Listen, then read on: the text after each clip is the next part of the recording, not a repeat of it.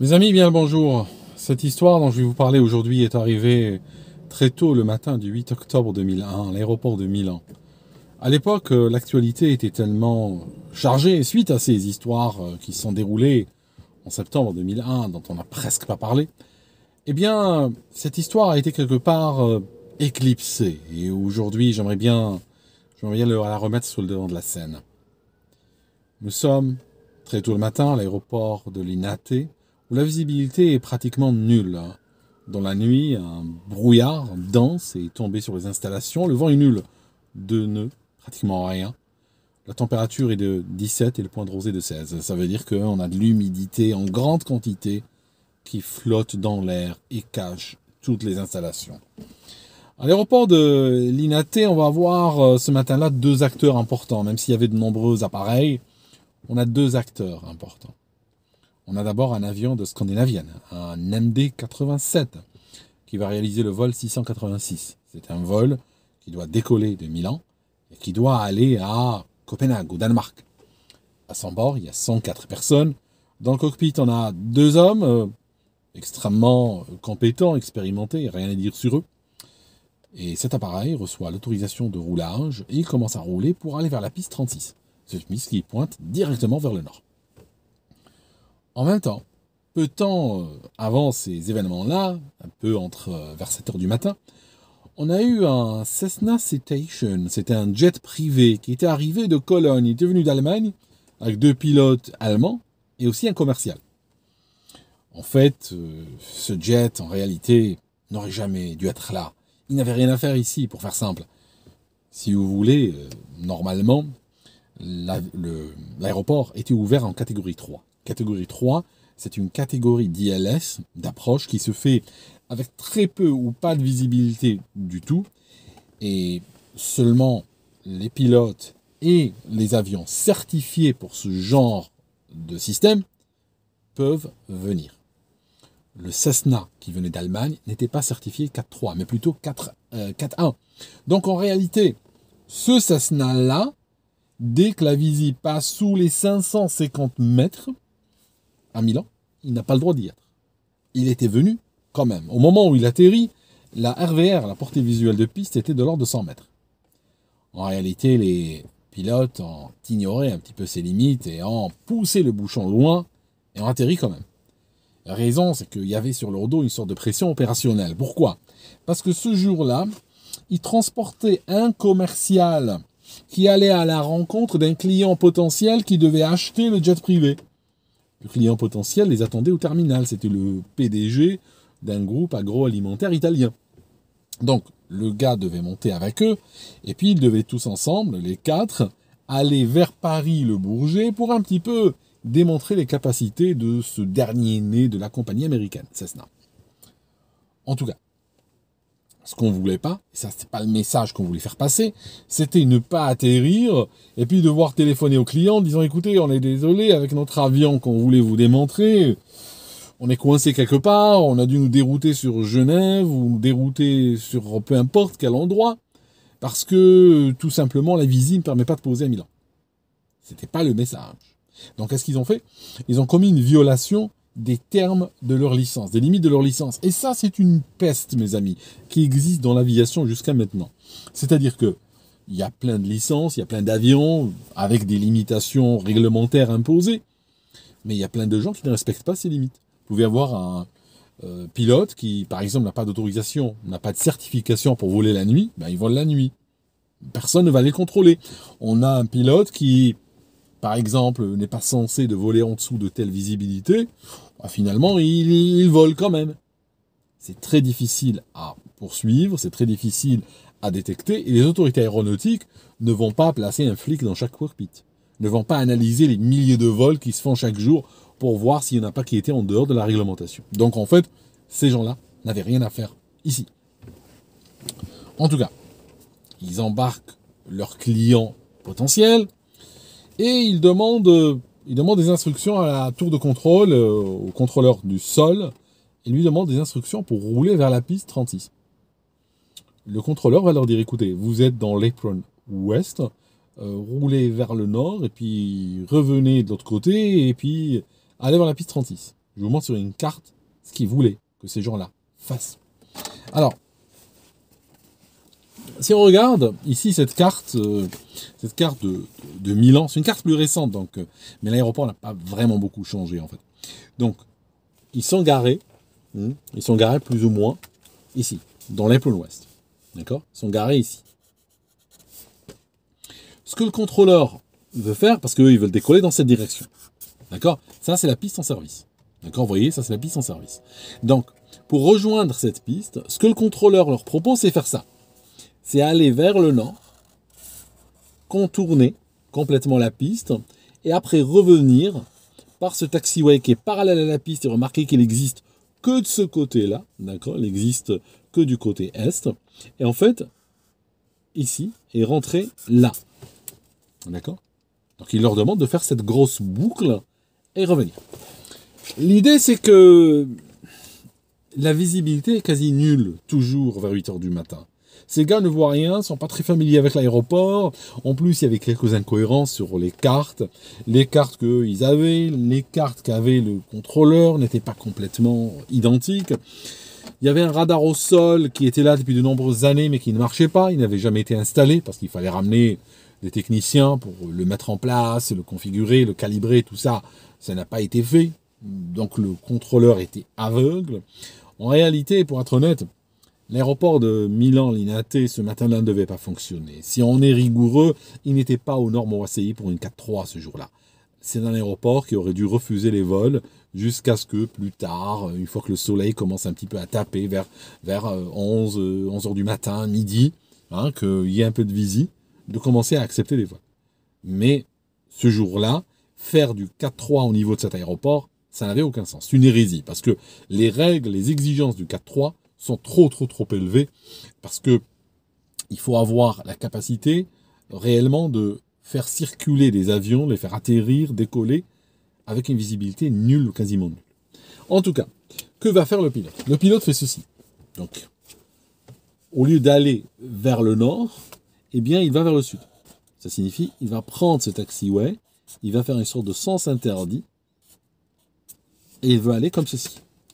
Vous voyez que ça n'a strictement aucun sens. Donc si on reprend la même carte, mais un petit peu peut-être en plus grand, j'ai une échelle un peu meilleure échelle ici, qui vous permet de mieux voir. Donc il est garé ici. Au lieu de faire le tour comme ça, eh bien qu'est-ce qu'il va faire? Il va faire le tour par le sud. Parce que dès qu'il commence à rouler, il ne sait plus vraiment où il se trouve. Donc, il part comme ça, et il part vers la piste. On n'oublie pas que notre MD-87, notre scandinavienne, lui aussi est en train de rouler vers la piste. Mais notre scandinavienne, lui, n'est pas dans l'apron ou le parking d'aviation générale, il est dans le parking d'aviation commerciale. Et qu'est-ce qu'il fait, notre MD-87 de la compagnie SAS? Eh bien, il fait ceci. Il est parti de là, notre MD-87 est parti de là. Il a normalement roulé parallèle à la piste, remonté sur le taxiway, et après il s'est aligné pour décoller. Donc vous voyez qu'on a notre avion SAS qui est ici, et on a un autre avion qui est là, c'est le Cessna Citation qui est en train de rentrer sur la piste. Quand le Cessna Citation arrive vers la piste, il va contacter le contrôleur sol, il va lui dire oui, on est au point S7. Le contrôleur aérien ne comprend pas de quoi il parle, parce que le point S7 et S4 était sur la carte du pilote, mais n'était pas sur la carte du contrôleur. Le contrôleur l'autorise à continuer, en s'imaginant qu'il est ailleurs. Donc le gars continue, et commence doucement à aller vers la piste. Alors il y a, en dernier ressort, il y a des capteurs. Alors il y a des capteurs, c'est des sortes de cellules photoélectriques qui sont placées à l'entrée des pistes, et lorsque elle s'en franchit, elle marche même en cas de brouillard, lorsqu'elle s'en franchit par un avion, ça déclenche une alarme à la tour de contrôle. Donc, c'est des cellules qui auraient pu permettre de voir qu'il y a quelque chose, et de pouvoir contacter justement les avions, ou d'arrêter les décollages ou autres. Ces cellules-là avaient été désactivées, tout simplement parce qu'elles avaient l'habitude de donner des fausses alertes, quand des véhicules de service passaient, quand des fois des animaux passaient devant, ça déclenchait des alertes. Donc on les avait tout simplement désactivées. À un moment donné, le contrôleur au sol ne sait pas où se trouve le Cessna, ne sait pas où est le jet privé. Mais au lieu de s'en ouvrir à son collègue et dire, écoutez, arrêtez un petit peu les manœuvres maintenant, parce que j'ai perdu un avion, je ne sais pas où il est dans le brouillard quelque part, eh bien, il va rester avec ce malaise, et puis laisser les choses aller. Notre Allemand, lui, dans son jet privé, est en train de rouler, il arrive vers la piste. Alors normalement, il y a des marquages au sol. Il y a des marquages au sol à la peinture. Le problème, c'est que ces marquages au sol étaient entamés depuis très longtemps. Ça se voyait plus, en fait. La peinture était faite depuis très longtemps. C'est un petit peu comme dans certaines villes, vous avez ces voies de bus qui ont été peintes il y a 25 ans et jamais rafraîchies. Elles se voient quasiment plus. Mais quand un véhicule passe dessus, il y a une caméra qui envoie une amende à la maison. Donc en fait, là, on est dans un aéroport et les marquages au sol sont quasi inexistants. Donc nos pilotes roulent, puis à un moment donné, arrivent au milieu de la piste. En même temps, à l'autre bout, qu'est-ce qu'on a? On a le Scandinavian, le SAS, qui vient de recevoir l'autorisation de décoller. Donc lui, voilà, piste 36, autorisé à décoller, le vent est calme. Ok, d'accord, merci. Pam, ils mettent les gaz, commencent à accélérer. Ils voient pas grand-chose devant eux. Ils accélèrent, ils voient juste le bout du nez de l'avion avec peut-être une demi-ligne qui passe, peinte, qui passe au milieu de la piste. À un moment donné, c'est le commandant de bord qui pilote. Le copilote annonce V1. C'est la vitesse de décision au décollage.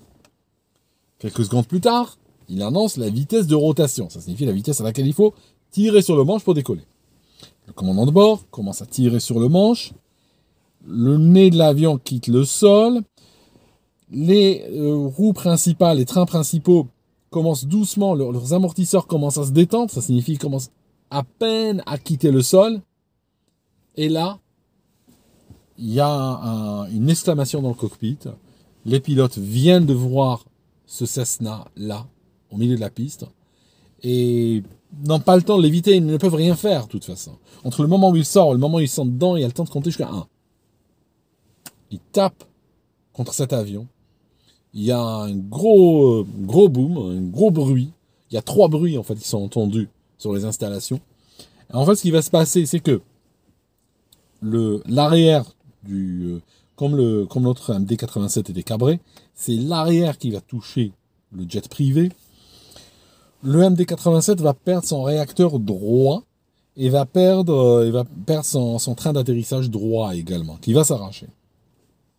À ce moment-là, une situation très particulière est dans le cockpit. Notre avion est cabré, nos pilotes savent qu'ils ont tapé contre quelque chose, ils ont vu l'avion. Tout de suite, ils perdent de la puissance côté droit, mais il y a autre chose qui va arriver. Il y a le centre de gravité de l'avion qui va changer. Parce que sur le MD-87, les réacteurs sont placés tout à l'arrière. Comme c'est des réacteurs qui sont très lourds, on a plusieurs tonnes par réacteur. Quand le réacteur est perdu, pas tombé en panne, mais perdu physiquement, que va-t-il se passer? Immédiatement, le centre de gravité de l'avion va aller à 12% en avant. Donc le centre de gravité de l'appareil va immédiatement avancer. Ça signifie que l'appareil a tendance à piquer. Notre commandant de bord fait 2 choses. Il tire sur le manche, qui doit à ce moment-là très lourd, il faut vraiment tirer parce que là, il a un avion déséquilibré. Deuxièmement, il prend la manette du gaz du moteur numéro 1, qui est toujours là, qui est fonctionnel, il le met à fond, il le pousse à fond, parce que cet appareil peut de toute façon décoller avec un seul moteur. Donc voilà, s'il y a une panne moteur, il continue, puis voilà. Le problème, c'est que l'appareil monte, il monte jusqu'à à peu près 35 pieds sol, on est en train de parler une douzaine de mètres. Donc il monte. Et puis la puissance, la poussée, le PR du réacteur numéro 1 qui est en train d'augmenter gentiment, soudainement commence à baisser. Ça signifie qu'en réalité, il y a eu d'autres dommages aussi sur le moteur gauche. Au moment de l'impact, le moteur droit a été arraché. Là, il est sur la piste. Il a roulé sur plusieurs centaines de mètres, il s'est arrêté. Mais on a le moteur gauche qui a avalé des débris. Ça veut dire qu'en réalité, il est sur le point d'expirer aussi. Au moment où l'avion commence à monter, le moteur gauche perd la poussée. Qu'est-ce qu'il fait l'avion? Il revient, commence à revenir vers le sol. Donc, nos pilotes sont obligés d'accepter la chose, ils n'ont pas le choix. Donc, qu'est-ce qu'ils font? Ils laissent l'avion toucher, donc il a volé pendant à peu près 10-12 secondes après l'impact, il a volé, il touche. Au moment où il touche, effectivement, comme on a le train droit qui est cassé, que va-t-il se passer? Au moment où il touche, l'aile droite va toucher le sol, l'avion va déraper d'à peu près 45 degrés. Les pilotes sortent l'inverseur de poussée sur le réacteur restant, mais ça ne va pas aller très loin parce que ils ont l'inverseur de poussée que sur un seul réacteur, et en plus ce réacteur est en train d'expirer. Ça signifie qu'il soit en inversion de poussée ou pas, il ne va pas donner grand-chose. Le freinage, lui, ne sera pas très efficace parce que on a les trains d'atterrissage qui sont endommagés, dont un qui est complètement arraché, et en plus il n'y a pas de pression hydraulique. Parce que l'impact a entamé énormément de tuyaux de pression hydraulique, de sorte que pression hydraulique, il n'y a rien. Notre appareil va sur le côté, donc si j'imagine, ceci est mon appareil, donc il va revenir sur la piste, l'aile droite va toucher, l'appareil pivote à 45 degrés et continue à aller à 45 degrés, comme ceci, à glisser à grande vitesse sur le sol. Le problème, c'est que la piste va bientôt se terminer maintenant, parce que tout ce que je viens de vous raconter, l'accélération, le vol pendant 12 secondes, la chute, tout ça, la piste 36, elle est derrière maintenant. L'appareil, tout en dérapant, va taper contre un immeuble. C'est un bâtiment, c'est un hangar en fait, de bagages. C'est là où les bagages de l'aéroport sont triés. Donc il va taper contre de manière latérale. Sur ce, le toit de ce hangar s'effondre. C'est 16 tonnes qui vont tomber encore sur l'avion. Et puis après, le calme revient à l'aéroport de Milan-Linate. Calme, très feutré, couvert par ce brouillard coupé au couteau que j'ai mentionné déjà. Pendant quelques minutes, il ne se passe rien. Pendant quelques minutes, la vie reprend ses droits. Tout est OK. Et puis à un moment donné, les contrôleurs commencent à avoir des inquiétudes. Il y a le contrôleur, par exemple régional, qui téléphone à la tour de contrôle en leur disant « Hey, le SAS, vous l'avez autorisé à décoller parce que moi je ne le vois pas sur mon radar. » Le contrôleur commence à appeler le SAS. « Répondez-moi s'il vous plaît, est-ce que vous êtes là? Est-ce que vous êtes sur la fréquence ?» Mais on va pas. L'enquête va dire par la suite que le comportement du contrôleur aérien dans la tour était devenu irrationnel. En réalité, il ne voulait pas faire face à la situation. Parce que quelque part, il a eu l'intuition que quelque chose de grave venait de se passer. En tout cas, 5 minutes plus tard, on a des bagagistes ensanglantins qui commencent à courir vers la douane en disant le bâtiment s'est effondré. La douane revient avec eux, et là, effectivement, c'est le désastre. Il y a 4 morts au sol parmi les bagagistes qui étaient là, plus d'autres qui étaient blessés. Les pompiers sont envoyés sur ce hangar, commencent à intervenir, trouvent le SAS effectivement là, contre le hangar, tentent de rentrer dedans pour essayer d'aider les gens. Et là, malheureusement, ils vont découvrir sur les 104 occupants du MD-87, bien 104 morts. Il n'y a pas eu une seule personne qui a survécu. Ça veut dire qu'en réalité, l'impact latéral est particulièrement brutal, particulièrement dangereux. Et puis, ce qui s'est passé, c'est que, voilà, cet arrêt instantané, lié à l'impact contre le hangar, a provoqué un choc tellement violent que tout le monde est mort dans l'avion de SAS. Si vous regardez, récemment, il y a eu un crash dans un rallye, il y a eu un accident. Et si vous regardez la voiture, elle a un impact contre un arbre sur le côté gauche. Et vous pouvez deviner très facilement ce qui s'est passé. Vous pouvez deviner très facilement le bilan de cet accident-là. En fait, je vais vous le dire tout de suite, le pilote et le copilote de cette voiture, les deux sont morts sur le coup. C'est des Espagnols parce que les impacts latéraux sont généralement très mal tolérés. En tout cas, on a déjà 108 morts au niveau du hangar. Le SAS 104 plus 4 personnes au sol. C'est la panique au niveau de l'aéroport. Ça court dans tous les sens. Les pompiers, les flics, la douane, les secouristes. On ne sait plus où se donner de la tête. Il y a une mauvaise communication, une mauvaise synergie. Mauvaise synergie qui en réalité existait bien avant le crash, si on regarde bien. À un moment donné, il y a un appareil italien qui demande d'entrer sur la piste 36. Le contrôleur l'autorise à le faire. Il dit oui, allez-y, faites seulement. Et en fait, c'est un miracle qui n'a pas autorisé d'autres avions à décoller de cette piste qui était contaminée par des morceaux, par des réacteurs, par du métal et par un Cessna, un jet privé éventré qui était au milieu de la piste. Le pilote de cet avion italien contacte la tour de contrôle et leur dit « Oui, je suis sur la piste, il y a des débris, il y a le feu, il y a un avion en feu. » La tour de contrôle, entend envie de lui dire « Merci pour la palissade, un avion en feu, on sait. » Ils ont l'impression qu'il parle de l'avion de SAS qui est contre l'hangar, alors que lui, il parle d'un autre avion en feu, c'est-à-dire le jet privé. Cet avion finit par sortir de la piste. Il faudra attendre assez longtemps. Le contrôleur sol commence à s'interroger, mais il est où mon avion? Il est où le Cessna? Il appelle, il répond pas, mais bon, dans la pagaille ambiante, il doit se dire, il est arrêté quelque part. Quand soudainement, ils ont une intuition. Ils envoient un véhicule de pompiers aller jeter un coup d'œil sur la piste.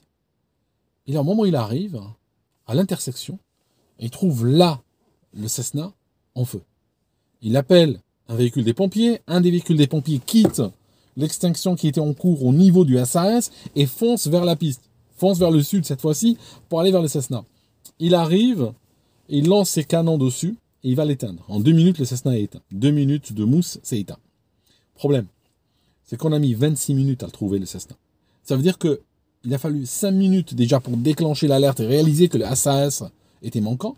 Mais il a fallu 26 minutes depuis l'impact pour découvrir qu'il y avait un problème avec aussi le jet privé. Pour le jet privé, ça aurait pu faire la différence. Parce que plus tard, quand on analyse, on découvre sur les occupants, il y en a un qui est mort durant l'impact et il y en a 3 autres qui sont morts durant l'incendie. Ça signifie que ceux-là étaient potentiellement sauvables si les pompiers étaient là plus tôt.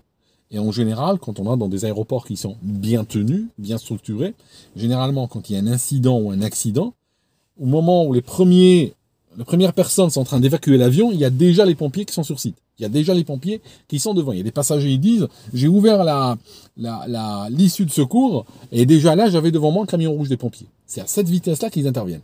Sauf que là, à Milan, il fallait 5 minutes pour qu'on commence à penser au SAS et 26 minutes pour qu'on arrive sur le jet privé. Le bilan total de cette journée-là, c'est 114 morts, 104 dans le SAS, 4 dans le jet privé, plus 4 autres au sol, plus des blessés. Quand les enquêteurs arrivent, parce que dans cette histoire vont intervenir les enquêteurs des autorités aéronautiques italiennes, vont intervenir des enquêteurs danois, même le NTSB américain va envoyer un gros team, parce que le MD-87 est fabriqué aux États-Unis. Le problème, c'est qu'ils vont avoir des prises de tête avec la police et les magistrats. Parce que normalement, tous les pays qui sont signataires de la convention de l'OACI, en particulier son annexe 13, qui est sous l'égide de l'ONU en fait, l'Italie en fait partie, eh bien sont censés laisser un accès sans limite et un accès rapide et prioritaire et sans blocage aux enquêteurs qui viennent déterminer les causes de l'accident. Eh bien, quand les enquêteurs arrivent sur site, ils sont bloqués. Ils sont bloqués par la police, ils sont bloqués par des magistrats. Et finalement, quand on les laisse accéder, il y a énormément de choses qui ont été déplacées et tout, de sorte que le rapport d'accident, il y aura un petit flou dedans sur le plan technique, par la cause justement de l'intervention assez inopportune des magistrats. L'intervention des magistrats fera aussi qu'un certain nombre de personnes seront condamnées à la prison. Il y aura à peu près 4 condamnations avec des peines plus ou moins longues qui seront par la suite réduites en appel et tout ça. Mais voilà, il fallait trouver un coupable. Mais le coupable, c'est dur de trouver un coupable dans des situations pareilles. C'était juste tout simplement un aéroport qui était ouvert en 4-3 dans un contexte bordélique, hein, pour utiliser un terme technique. Où il aurait dû fermer et cesser les opérations jusqu'à ce que la visibilité s'améliore. L'équipage du SAS n'était pas du tout en faute, ils étaient qualifiés pour voler par cette météo-là. Leur avion était qualifié, ils étaient entraînés, formés et tout ça, et ils n'ont commis vraiment aucune faute. Ils se sont battus jusqu'au bout pour essayer de sauver leur avion, mais il était au-delà de ce qu'on pouvait sauver. Merci d'avoir écouté cette vidéo jusqu'ici et on se voit dans une prochaine.